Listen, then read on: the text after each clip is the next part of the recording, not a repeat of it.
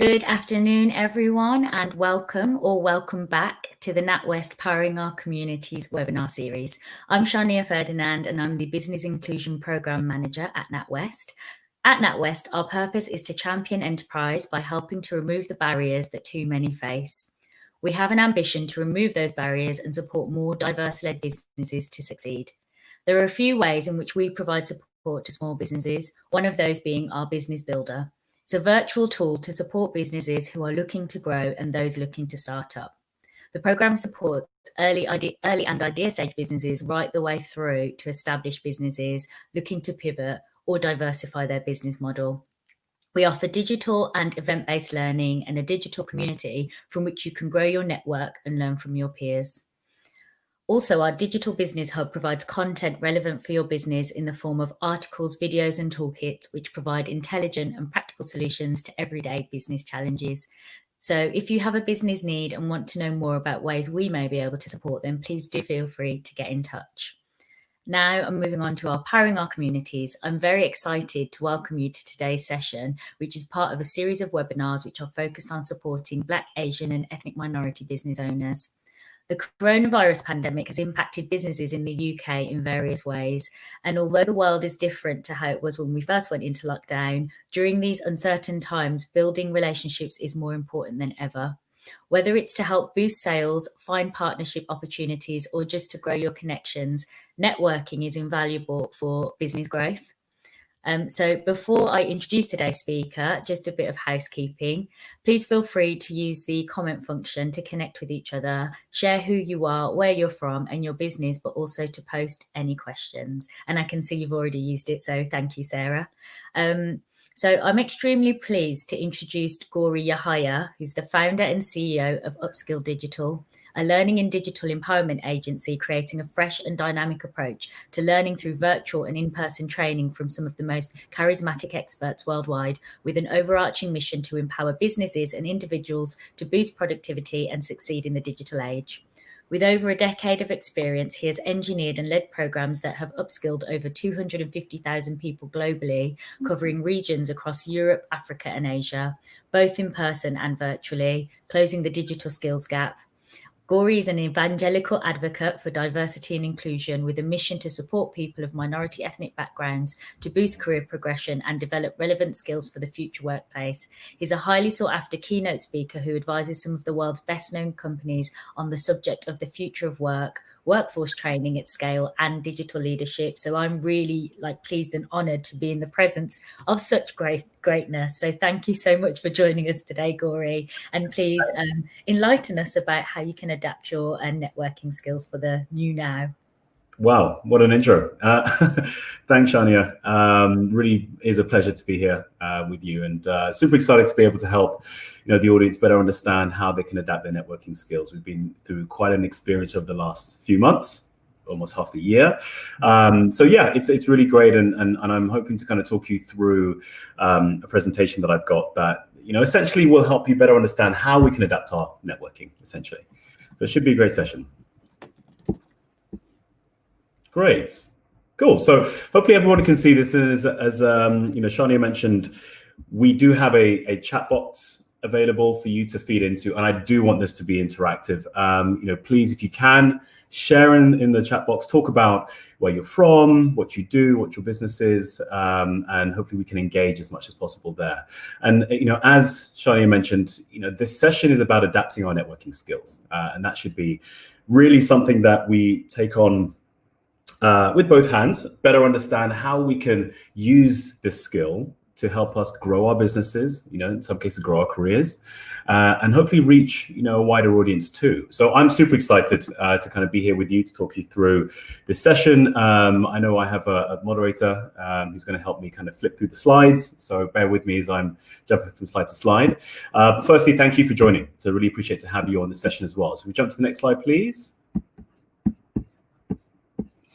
So who are we? Upscale Digital. As Shania mentioned, we are a learning and transformation agency. We actually build training programs for organizations to help their workforce get access to the skills they need to drive growth of the company, or just even for their own careers. So we build training programs for a lot of different businesses, small and large.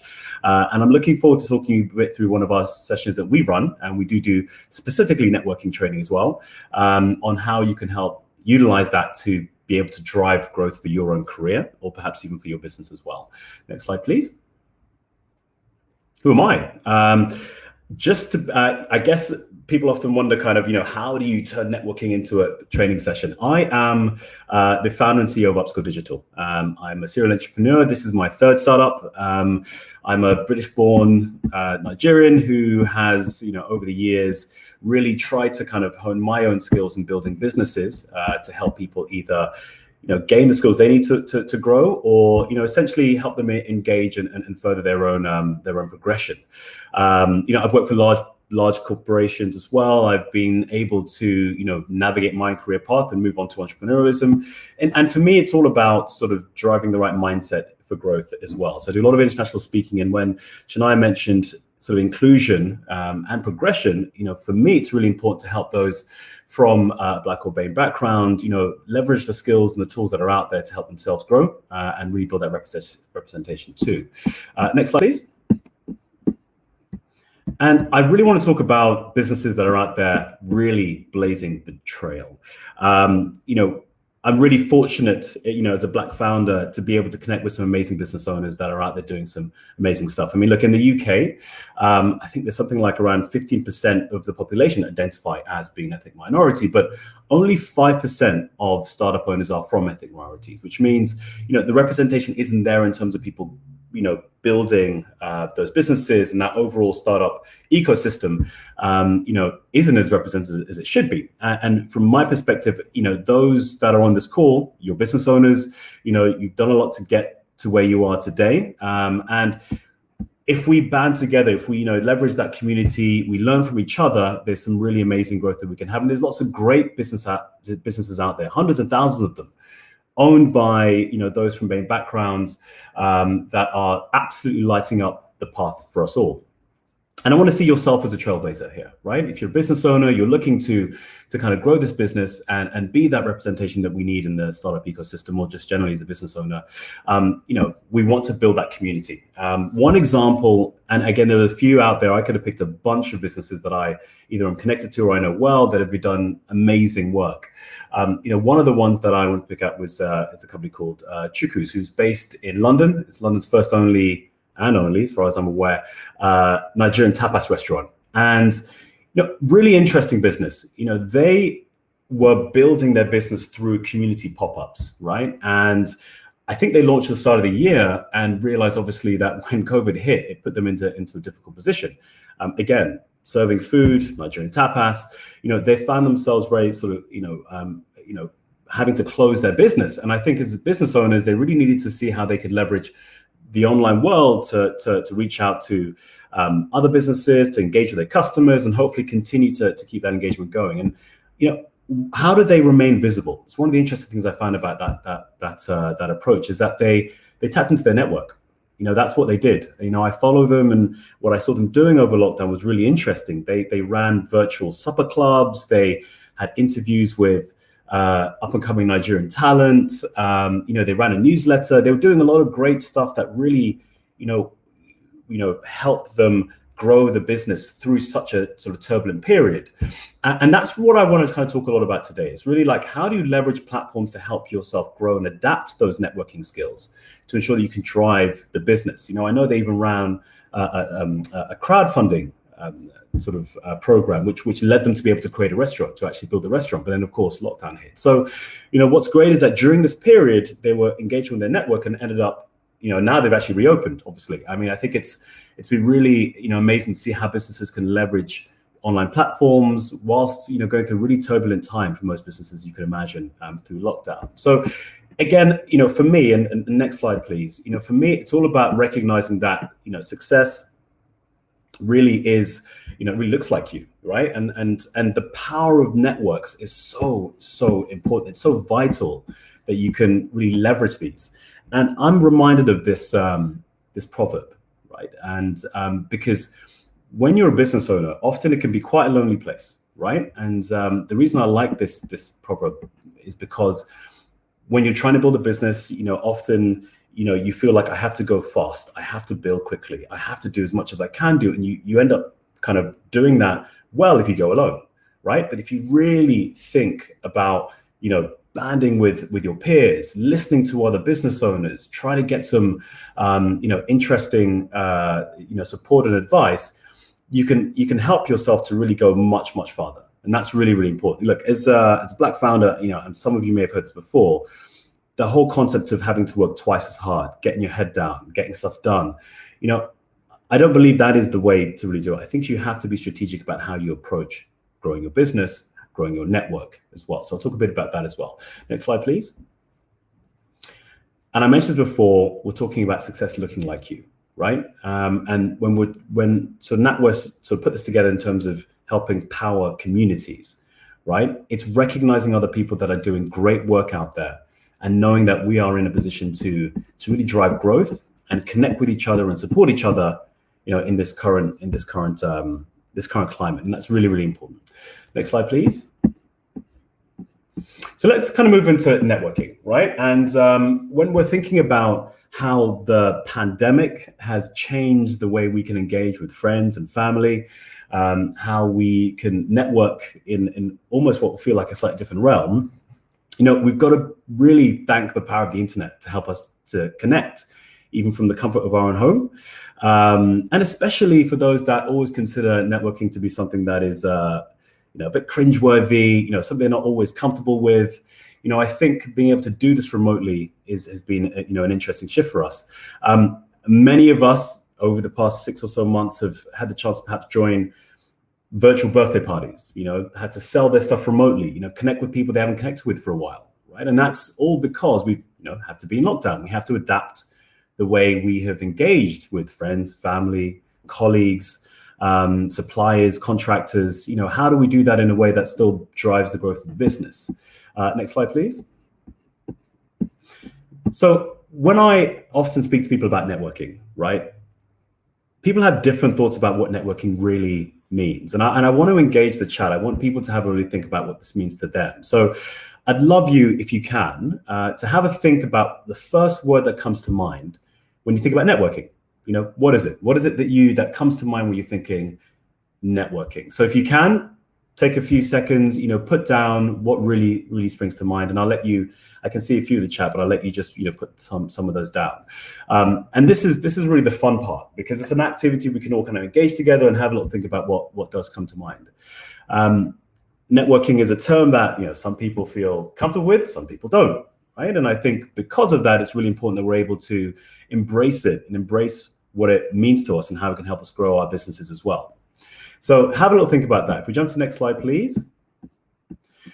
What networking means to me is all about building relationships, right? And that's incredibly important, right? At its core, it's about building relationships, because over the course of our lives, we cross paths with so many people, and I always say, whenever you meet somebody new, it's always important to know that they probably know something that you don't, right? So never be under the assumptions that they won't be useful or valuable to you, but you want to build relationships, right? And you want to make sure you manage how you use your energy there with those people. And with all relationships, sometimes they're seasonal, right? Sometimes they last much longer. And I think when we're thinking about cultivating memorable relationships, we need to understand, what's important to us and what's important to them to ensure that we can make it into more of a relationship. When you're networking online, and we'll go into that in a bit more depth, you need to make sure you're not going in it with what's in it for me mentality. And people often do this, where they think, I need to know what can I get from this as soon as possible, right? It's more of a transactional mindset. And what you need to do is have more of a relationship mindset, right? Relationship building is at its key. Building that solid network that has mutual beneficial kind of returns will help you both. It will help you specifically get more out of it, because you're giving back. You're not just making sure you're taking from them. Asking open-ended questions, making sure you're being able to engage, understanding your goals, having that mindset really will help you build that solid network as well. Next slide, please. And if I look into the power of networking and kind of the things that you can really benefit from it.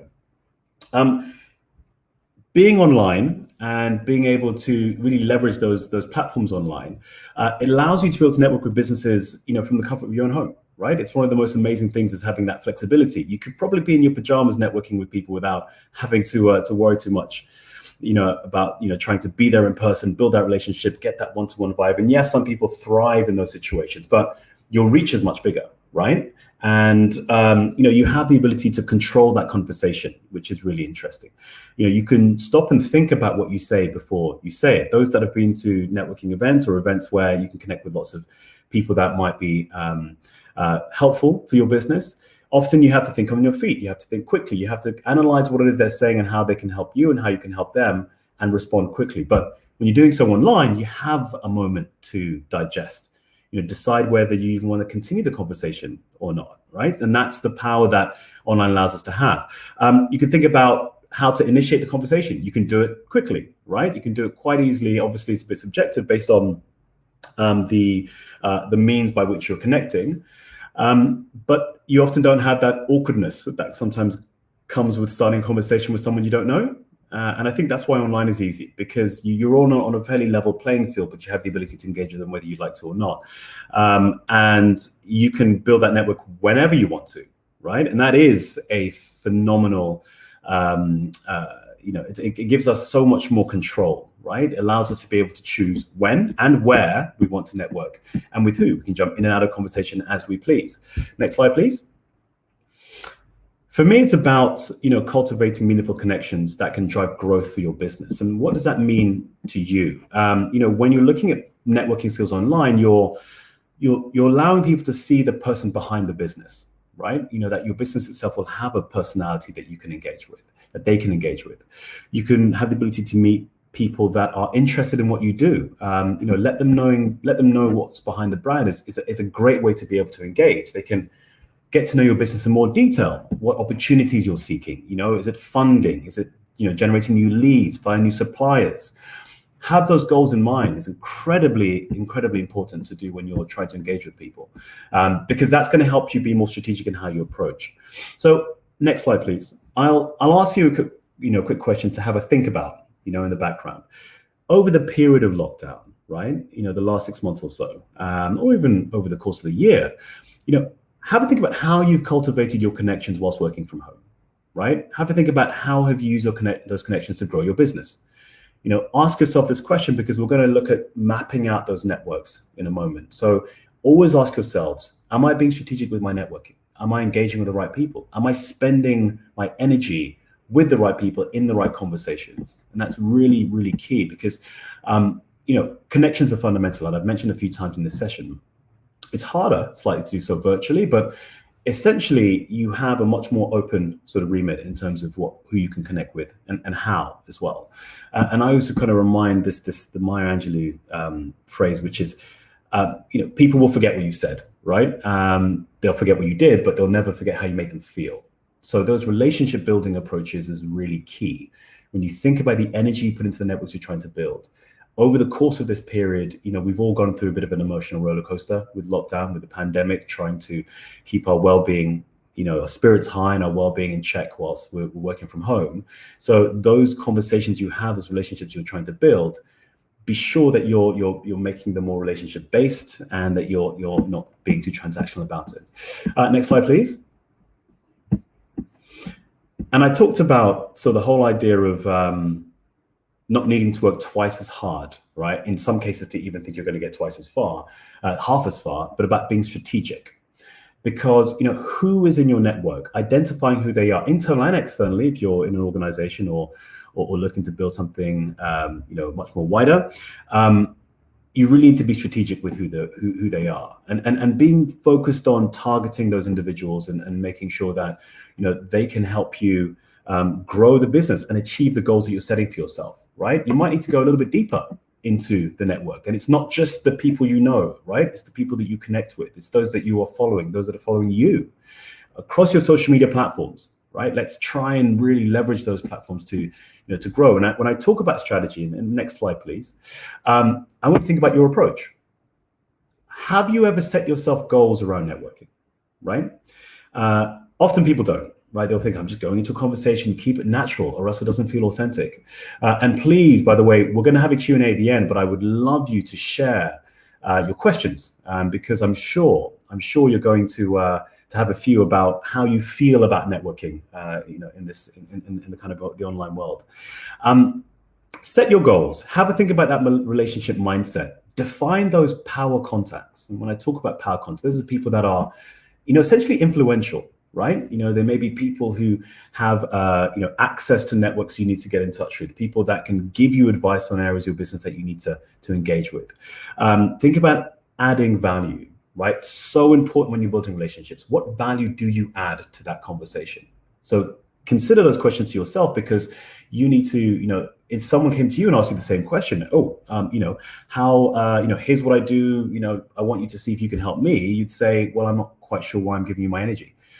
So think about how you can add value to them and ask the right questions to better understand that as well. Get that feedback. People rarely do this, but I try to do this sometimes in the conversation that I have, where with people that I feel like I know and I share values with, and ask them, how did I come across in that conversation, by the way? I know we just had a great meeting on X and Y. Was I being a bit pushy? I'd love to know, because when I'm trying to build relationships with people, I like to know how I come across. Don't be afraid to ask. If you feel connected enough with them, they'll give you a response. Somebody asks you that question, you probably give them a response too. So networking is a skill. Without, there's no other way around it. It's a skill to be learned. So we need to think about how do we approach that strategically. What platforms do we engage with? How do we engage our activity in these platforms? And next slide, please. And when you're choosing your platforms, right? Location. We are spoilt for choice in terms of how we can engage with people. But when it comes to engaging online, you need to pick the right platforms that are right for your business, right? It's not just choosing LinkedIn because it's the biggest professional network. It's thinking about Facebook groups that you can connect in, message boards, webinars, leverage networking platforms that have the functionality to be able to engage with others. I run an organization that looks at building learning programs, right? So I am often pretty vocal in Facebook groups that are all about the future of learning, right? Future of edtech, future of innovation when it comes to how people engage on platforms, how people adopt new tools. So I will actively go and look out for those forums, right? I will read up on what people are talking about. I will see who are the key people that are engaging in conversation, try and engage with them, because they will help me better understand what the conversation's about and how I can, integrate myself into it. And I can learn a lot from them as well. So, don't be afraid to be strategic with what platforms you choose on, and make sure you are in the platforms that, don't just seem like they're fun platforms to engage in, but they are right for your business as well. Next slide, please. And a few tips in terms of how to sharpen your approach, right? Things to definitely think about. Be presentable. I'm sure there's going to be, a bit of contentiousness about having your camera on in sessions. Many of you probably have been on calls, if you've been on a Zoom call or a Teams call or a Google Meets, where you've kept your camera off. Perhaps it's just it's a dark Monday morning and you're not feeling like connecting with people. As human beings, we love that face-to-face engagement, right? Many of you realize when it comes to communication, a large percentage of communication comes from body language, right? A very, very small part is from the words that you say and your tone of voice. It's actually the body language. So seeing somebody on screen really helps you better understand what you're trying to get across and what they're trying to get across to you as well. So dress appropriately. If you're having a conversation with someone, maybe it's an intro conversation, make sure you are dressed appropriately. Work the chat room. I'm not seeing enough of it at the moment. So if you are, talk about who you are. Talk about who you're trying to connect with. Talk about what you do. Ask people if you ever need advice on something. How can I be of service, provide some value? Don't just approach. If you are doing this offline, obviously we're talking about adapting the skills, but you're offline. Don't think about just approaching one person on one-to-one conversation. Can you engage in groups? There are some really interesting platforms that I've engaged on over the course of lockdown that allow you to join tables of conversations, right? Like groups of conversations. That's really key. So you can really bounce ideas off many people. If you've ever used Zoom, you can message privately to people as well. So have a little think about how you can engage in conversations like that and try to leverage those those platforms and the functionality they provide as well. Asking questions, very, very key that you are asking questions, open-ended questions. When you're chatting with people, don't be that person that just walks into a conversation and just starts talking about themselves, right? I'm sure you've met people before that just love to talk about themselves. I've just achieved this. I've just done this. That's great. It's important from a confidence perspective to be able to talk about your wins, but ask questions, right? If you're chatting with people, find out what they're into, find out, what they're trying to achieve next, feel like you can add a bit of value where possible, because it will come back. And be resourceful, right? If you think that they are looking for services, for example, you connect with someone, they're looking for someone to do something, tap into your network. Maybe you know somebody in the industry that could help them out. Be confident that if you can support, it would probably be, it'll probably come back to you at some point as well. So again, it's not about transactional, it's about building a relationship, right? Giving that support, but also really giving value to them as well. Next slide, please. When we look at events, right? So you've got the platforms you want to engage with, you're looking at the groups. Now you're thinking, I've got a webinar coming up, or I've got an event coming up, and I need to know, how do I really engage in that event? I look at the strategic approach by breaking down the different phases of this as well. So setting yourself networking goals is really key. And I mentioned goals before because you might be asking yourself, how many events can I attend in a week, in a month, in a quarter, right? How many connections would I love to make, right? Because if you really set those goals out, you will actively push yourself to do that, push yourself to achieve it. When you're choosing which events to attend, you might think, okay, I'm a local, I'm a local business that really sells to local suppliers, local customers, right? Is there a chamber of commerce locally that I can engage with? Are they running webinars locally? Do they have networking events? Are there other networks that are specific to my industry that I can engage with? So have a think about where the opportunities lie within those networks, especially for your industry, because there will be some. There'll be someone who's actually built those specifically for for your business and for your industry, so that you can all kind of connect and collaborate together. And again, when you're thinking before the networking event, ask yourself, who do you want to meet and why, right? What is it that you're looking to achieve from meeting this individual? And then start to build that relationship. One thing that I love to do is start to build conversation starters. Right? It's a nice little practice to do. So the next time you walk into an event, even in this event, for example, put down a couple of lines as a conversation starter, right? Not one that just talks about yourself. It might have to really open that up, but you might just want to ask a couple of open-ended questions. What brings you to this event today? What are you looking to get out of this? Who's been your favorite speaker so far? Things that really are going to start to open up a conversation. Open-ended is ideal, right? So that you're not cutting it off too quickly, something that allows them to really give you some feedback. When you're actually in the event, make sure you're leveraging the functionality, as I mentioned before. There are platforms like, Swapcard, platforms like this, for example, where you can utilize the chat functionality, but you can really, have a look at people's profiles and see if you can engage with them. Some platforms allow you to do that. If that's the case, leverage that functionality. Make the most of that. The goal of networking isn't actually just to meet as many people as you can. Right? It's about fostering those meaningful connections. So do they meet the kind of person, the kind of target that you want to connect with, right? If not, maybe there is something you can learn from them, but if you don't want to put too much energy into it, try to cut it off and move along, right? It's very important, because you've got, typically the networking event, a very sort of finite amount of time to be able to engage with people. And when you're looking after the event, make sure you're following up. Very important that you actually say what you're going to do. If you say, hey, let's catch up soon, don't let that linger for like a year or so, right? Follow up, drop them a LinkedIn email, drop them a LinkedIn message, or an email if you have their email contact details.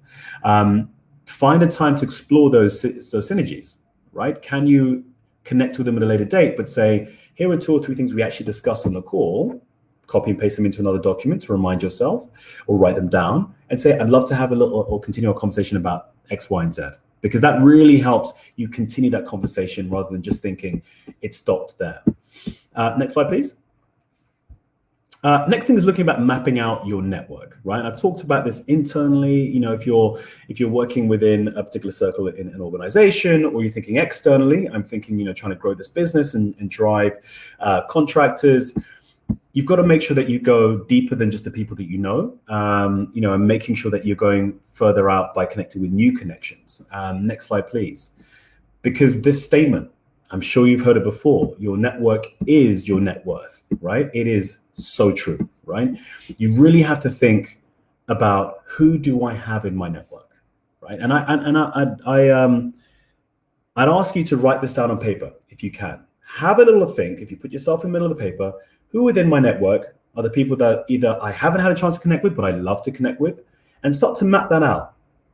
Who are they to you? Have they helped you in the past? How could they help you in the future, right? If you start to write that out, it's really important, because your network is an investment of time and energy. It really is. And networking isn't just a simple kind of catch up a coffee. All of that is an investment in time and energy. So you need to be clear on where you place your energy, your trust, and your efforts, right? If you know who you're trying to target, you can make sure you can understand the kind of energy you need to put into that, because they will help you meet your milestones, your business goals, even your career goals, perhaps. And that's really key, because our energy is limitless, right? For the most part, it can be quite draining going out there and speaking to multiple people. So work out in a strategic manner who's right for you, who you need to connect with, and how you can invest. And when I'm talking about mapping out that network of yours, next slide, please. I often refer to this as building a professional advisory board, right?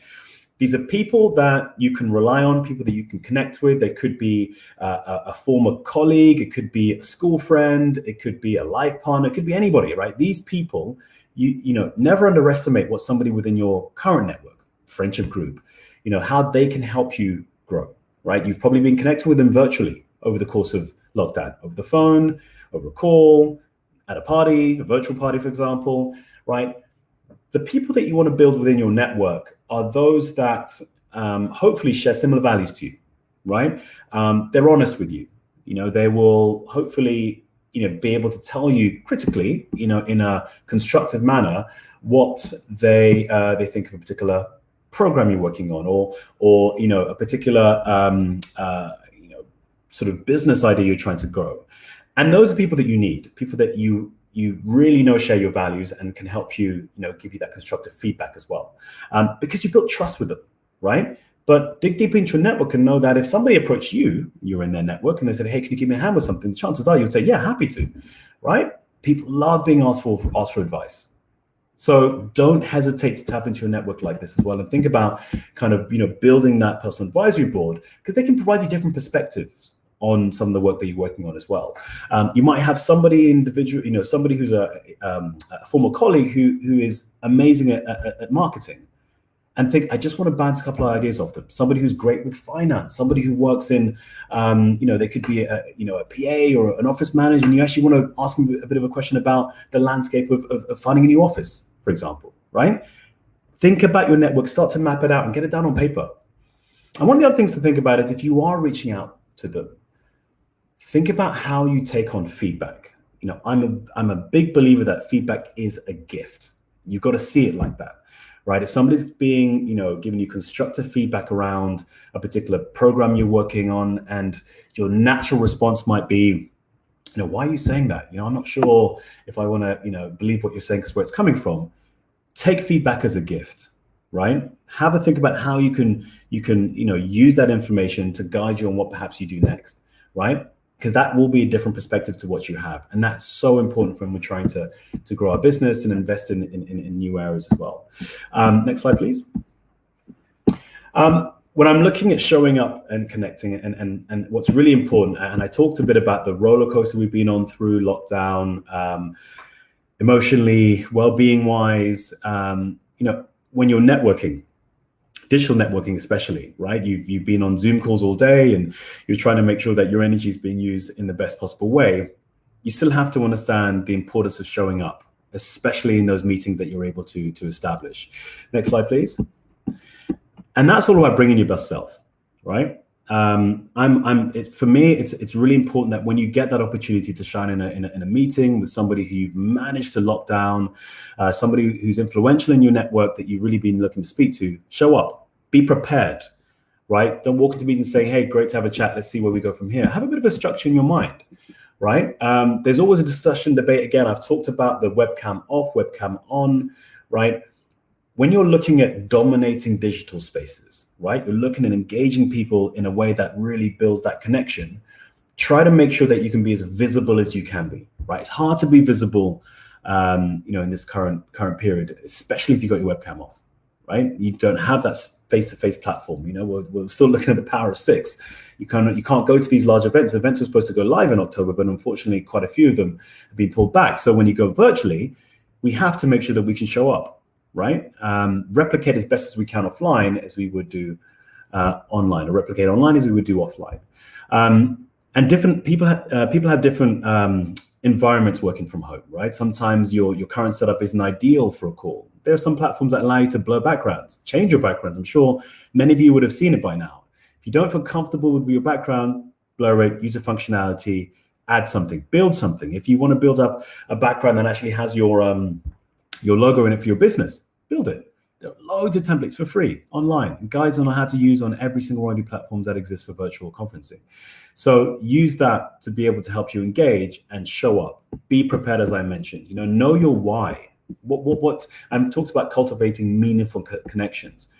What are your goals? What are you targeting? What are you trying to get out of the conversation with them? Own your values. Is it important that you build relationships around growth, innovation, people that are being sincere, authentic? What are the things that matter to you? And try to ensure that you are connecting with people that also have the same level of engagement too. And by the way, just to remind you, please keep asking questions in the group. I've seen a couple come in, but we want to make sure we can engage on that platform as well. Utilize that chat box. Very important that we can do that. That's what we're here for. Maximize your time and input. Again, think about your energy levels, right? But if you are going to go into a meeting with somebody, don't just sit there in the back and don't have that conversation. Don't take a back seat. Use that time to engage. Ask the right questions. Prepare yourself before the right questions come in, go out, so that you can leverage that platform to engage as best and as efficiently as possible. But get the balance right. Respect your health. When I'm thinking it from a wellbeing perspective, if we've been on Zoom calls all day, take the time to step away from the screen. Right? Honestly, it's so important that we can get the balance right. Take regular breaks, get fresh air. If you're back and forth on calls, say you're doing an all-day event and you're joining multiple meetings, multiple events, make sure you have the time to go and have a stretch. Go and ensure that your neck is being utilized properly. You're not just staring at the same screen the entire time, because you've got to care about your health. Next slide, please. And what I kind of wanted to really sort of wrap up with was thinking about connecting with care, right? Asking yourself the question. So hopefully you've had a chance to write down on a sheet of paper your network, mapping that out, who you're going to connect with. Ask yourselves, who did you last connect with on a call? Have you reached out to them again since? Did you follow up? How was the conversation with them? Could you have done something differently? Could you have been much more engaging on that platform? If so, are there other people that are in the same sphere as that individual that you can connect with on LinkedIn? Can you reach out to people, based on the fact that they are, of a similar sort of stature within an organization, a similar potential level of client you want to engage with? And when you're engaging with them, have a little think about, how do you reach out? So I was going to do a piece on, and we do this in a lot of our sessions, on how to reach out effectively, right? What is an opening line you want to use when you're using LinkedIn? Do you add a note when you try to connect with someone on LinkedIn? Or do you just think, let me just connect and hope for the best? Because you want to give yourself the best possible chance to really foster those connections and make sure that we can engage them as best as possible. Plan when you're going to connect with them next. If you did connect with someone recently, put a date in the diary and say, look, it might have been a month or so, maybe we can catch up. Be good to kind of know a bit more about what you're working on. I'd love to share with you a few insights that I have in my experience in my industry, right?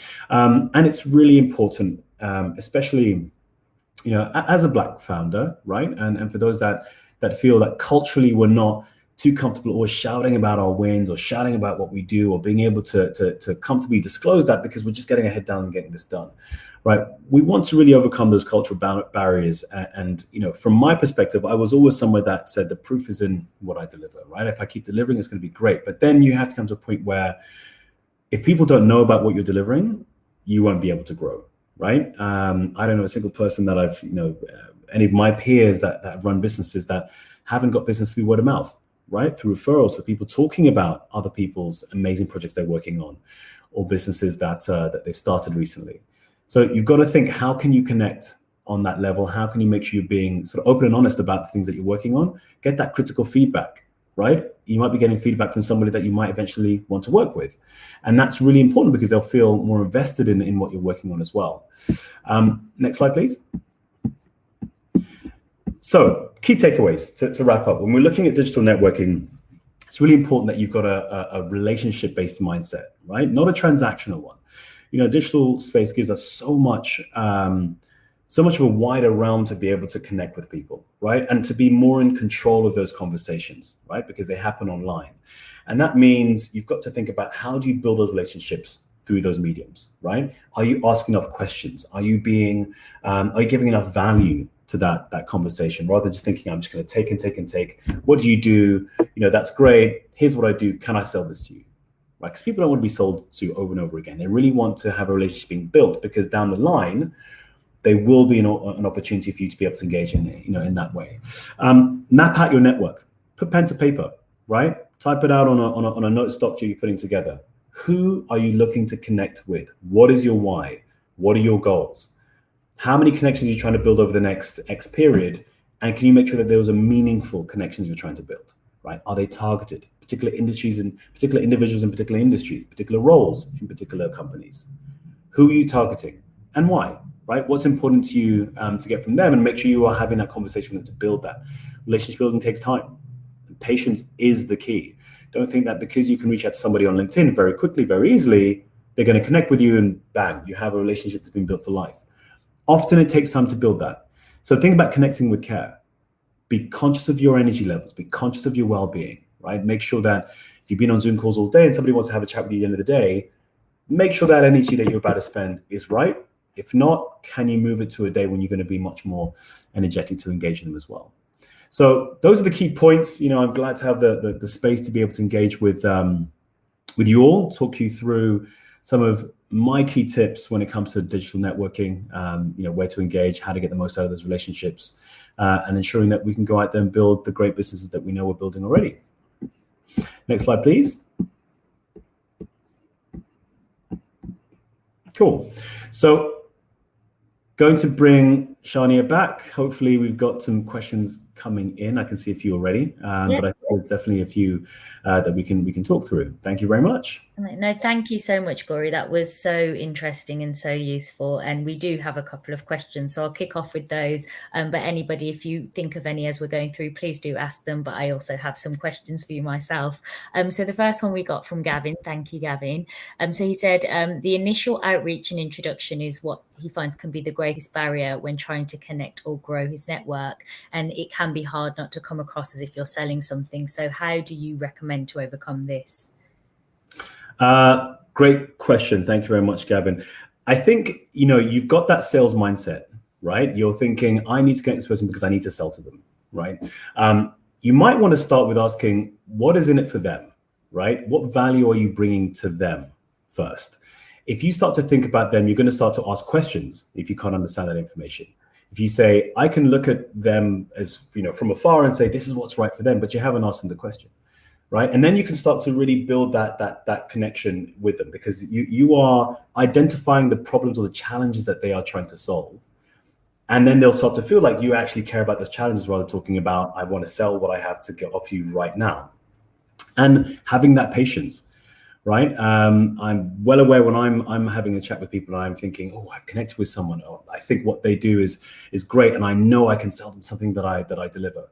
And I think, actually, let me just go in there and tell them what it is. And then they'll be like, look, you know what? You probably can. And that conversation can be transactional, very quick, very easy. But if you better understand what my challenges are, right? Even happy to hear from your perspective, the insights that you're hearing on or that you're gaining from your experience with your products. Maybe there's something that you can provide to me, right? Maybe there is something you can work together on, but it's not just purely sales.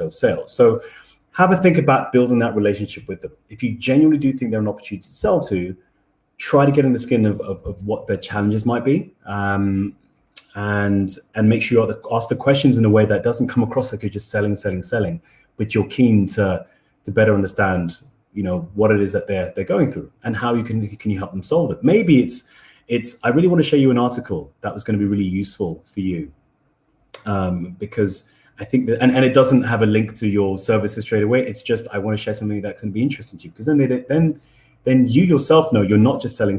You're actually providing value, right? So hopefully that's kind of a good way to overcome that barrier. Thank you, Gori. We have another, it's not framed as a question, but I think the question from it is, someone has said they want to take their exercise dance sessions online and unsure how to do this. So are there a few tips that you can provide for maybe, I guess, previously very physical face-to-face services, how they can adapt to having a better digital footprint and an online connection with their customers? Yeah, absolutely. Look, I think if you've got a dance kind of class that you run, or an exercise class that you run, I'm sure in the offline world, you've built a network of people that really enjoy that, right? They themselves, when we all switch to going online, were probably on the lookout for how to keep themselves active, right? How to engage with the dance that they know that they love from what you deliver. Online, what can you do? Now, the technical sides of it becomes a bit more complicated. The platforms that you look to create, to kind of build these programs on. How do you run these sessions online? Have a little think about some of those forums, those membership groups that are built around exercise and dance, right? If you can engage with those platforms and talk a bit about how people have adapted to lockdown, how they kept themselves fit, how they kept themselves active, how they kept themselves dancing, then you can start to really be part of that connection, start to build a few key people online who are really interested in what you do. And then hopefully, if you get the technicals right, so you say I want to run a dance class on Zoom, you can set it up, send out the link, and hope people will join. Now, the same way that offline, probably word of mouth was the fastest way that you'll find you grow. Somebody comes to the class, they go away, tell everybody else. It's the same online. So if they come to one of your online classes, and don't be afraid if the first time you run it, you only have 3 or 4 people joining, those people can become advocates, right, for you, right? They go out there and spread the word. Maybe if you've got their email addresses, or you've asked them if they're happy to engage with you, that you can start to share a bit of a newsletter, an email campaign. Again, also talking about how you yourself are looking to transition to online, because people want to know that story, right? So, you want to, with the power of Zoom, power of Teams, power of kind of Google Meets, a camera, your living room, a yoga mat, whatever it might be, you can really show people the same thing. Now, it's a bit different. You can't get hands-on and show them how to do the moves, but this is perhaps the best that we can do at this current time. So, what I would say is try to leverage some of those, amazing methods that you used to grow your business offline, word of mouth, perhaps building a bit of a newsletter, telling people how to be able to engage, is one way to do it. It's not easy at all, but we've seen a lot of people who do yoga classes and that really convert that to an online experience. And yes, deep down, you might feel it's not the same, but if it's the best that we've got, know that people are still looking to engage and work with other people, work with the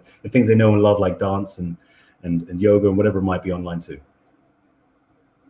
Thank you, Gori, and apologies about that, Carol. I've just seen your comment.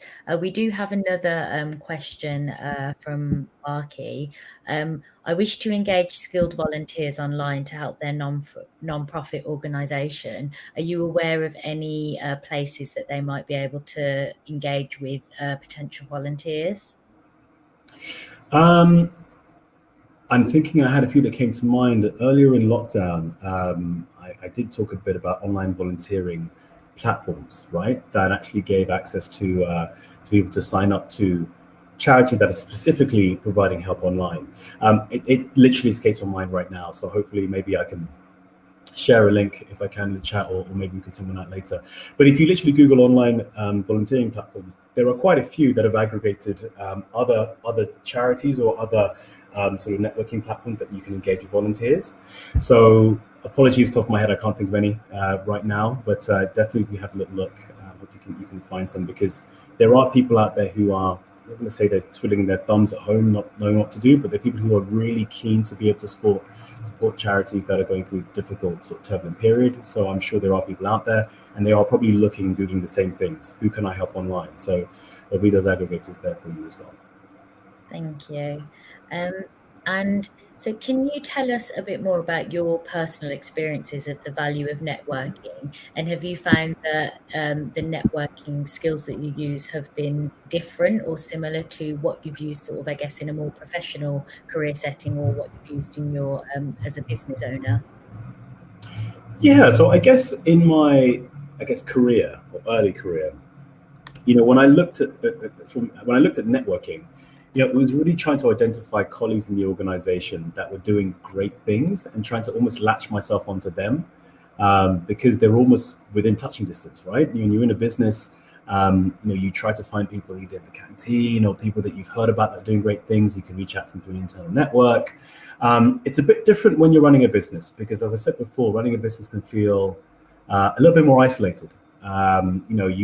When I first set up my first startup about 12 or 15 years or so ago, I did it in the States. And what there wasn't was many networking or sort of accelerator type groups and networks for me to connect with other entrepreneurs.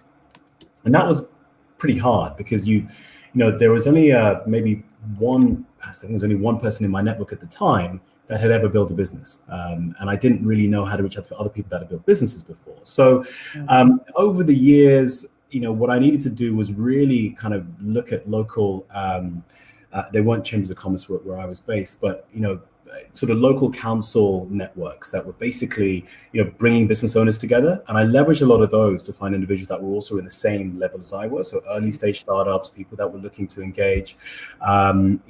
In my second startup, I found networks that were specifically focused to Black-owned businesses, which was really exciting because there were people that had faced similar challenges that I had as well. And it was great to kind of learn from them, especially when we were looking at funding opportunities, because I was trying to raise some investment at that point.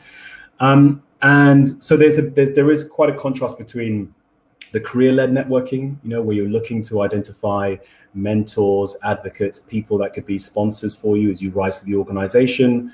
Often when you're doing that from a career perspective, there might not be many people that look like you at the levels that you're looking to aspire to.